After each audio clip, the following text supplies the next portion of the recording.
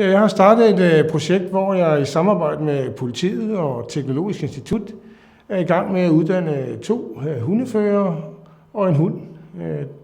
Det, der er formålet med projektet, er, at vi skal kunne finde skimmelsvamp i bygninger. Den skimmelsvamp, som er skjult inde i konstruktionerne, og den skimmelsvamp, som vi normalt er nødt til at lave huller for at finde.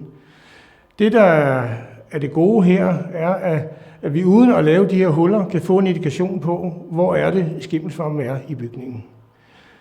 Teknologisk Institut er meget begejstret for projektet og kalder det the missing link inden for prøvetagning og inden for kan man sige, test af skimmelsvamp.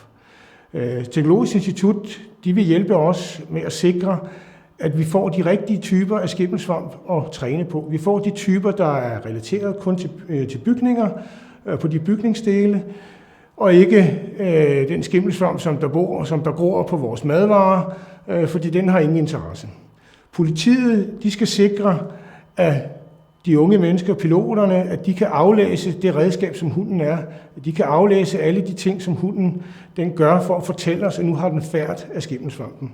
De skal også uddanne hunden, så den ved, hvad det er for en færd, at den ligesom skal slå på, og den skal gå efter.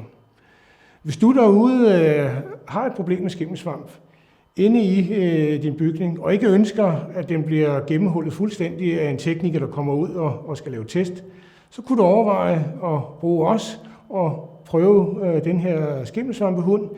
Vi er 100% klar til at rykke ud på markedet til jul her i 2016. Allerede på nuværende tidspunkt er hunden rigtig dygtig, men vi vil godt have, at den er mere stabil og den kommer til at kunne alle svampene, og ikke kun de her 5-6 stykker, som den kan i øjeblikket.